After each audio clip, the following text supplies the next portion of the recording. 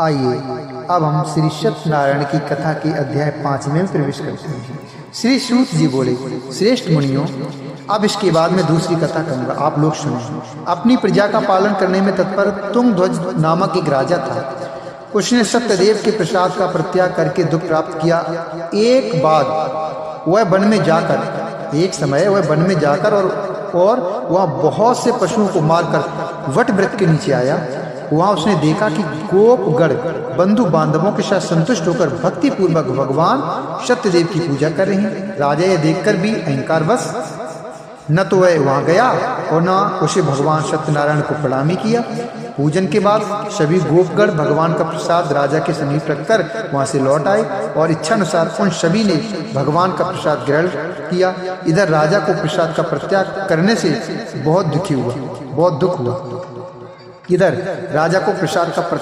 बहुत दुख हुआ। उसका संपूर्ण धन धान एवं सभी 100 पुत्र नष्ट हो गए। राजा ने मन में निश्चय किया कि अवश्य भगवान सत्यनारायण ने हमारा नाश कर दिया है, इसलिए मुझे वहां जाना चाहिए जहां श्री सत्यनारायण का पूजन हो रहा था। ऐसा मन में निश्चय करके वह राजा गोपगणों के समीप गया और उसने गोपगणों के साथ भक्ति श्रद्धा से युक्त होकर विधि पूर्वक भगवान सत्यदेव की पूजा की। भगवान सत्यदेव की कृपा से वह पुनः धन और पुत्रों से संपन्न हो गया तथा इस लोक में सभी सुखों का उपभोग कर अंत में सत्यपुर वैकुंठ लोक को प्राप्त हुआ। श्री सूत जी कहते हैं, जो व्यक्ति इस परम दुर्लभ श्री सत्यनारायण के व्रत को करता है और पुण्यमय तथा फल प्रदायिनी भगवान की कथा को भक्ति युक्त होकर सुनता है, उसे भगवान सत्यनारायण की कृपा से धन धान आदि की प्राप्ति होती है। दरिद्र धनवान हो जाता है, जो दरिद्र होता है वो धनवान हो जाता है। बंधन में पड़ा हुआ बंधन से मुक्त हो जाता है। डरा हुआ व्यक्ति भय मुक्त हो जाता है। यह सत्य बात है, इसमें कोई संशय नहीं है। इस लोक में वह सभी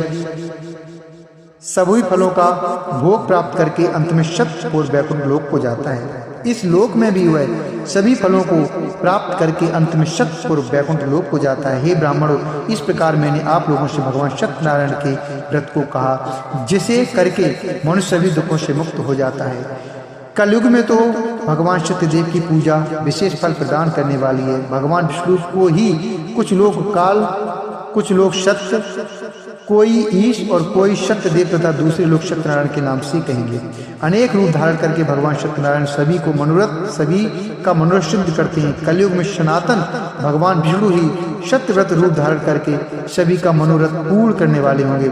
हे श्रेष्ठ मुनियों, जो व्यक्ति नित्य भगवान सत्यनारायण की इस व्रत कथा को पढ़ता है, सुनता है, उसकी भगवान सत्यनारायण की कृपा से उसके सारे पाप नष्ट हो जाते हैं। हे मुनीश्वरों, पूर्व काल में जिन लोगों ने भगवान सत्यनारायण का व्रत किया था, उसके अगले जन्म का वृत्तांत कहता हूँ, आप लोग उसे भी सुने।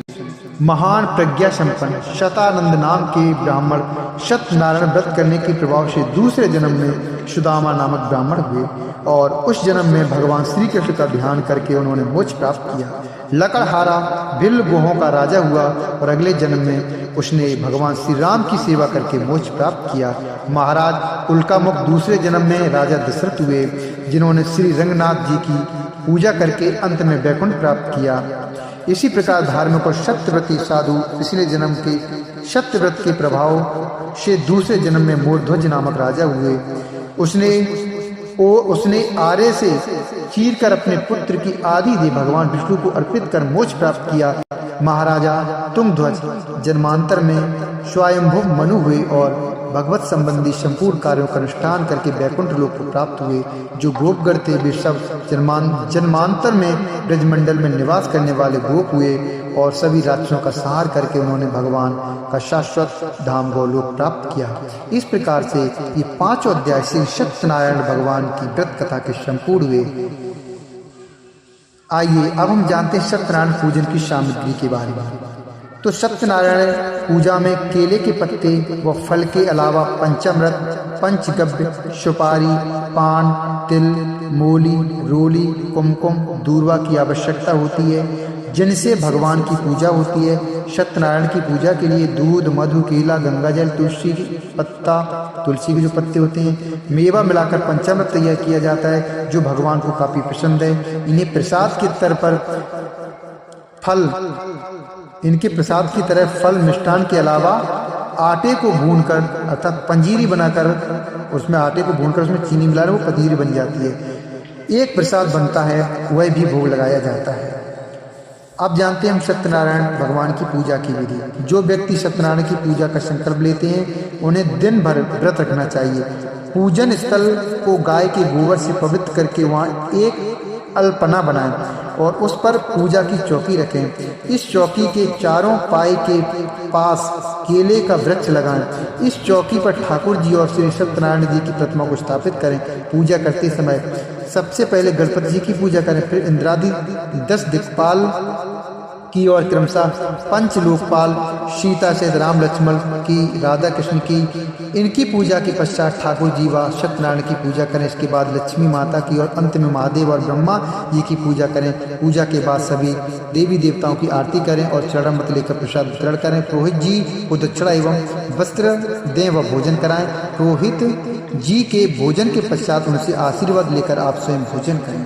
मैं आशा करता हूँ मेरे प्रिय सनातन प्रेमियों, आपको ये भगवान सत्यनारायण की जो कथा है पसंद आई होगी, और अगर पसंद आई है तो कृपया वीडियो को लाइक करें, चैनल को सब्सक्राइब करें। कुछ बोलना हो तो कमेंट बॉक्स में लिखें। जय श्री नारायण।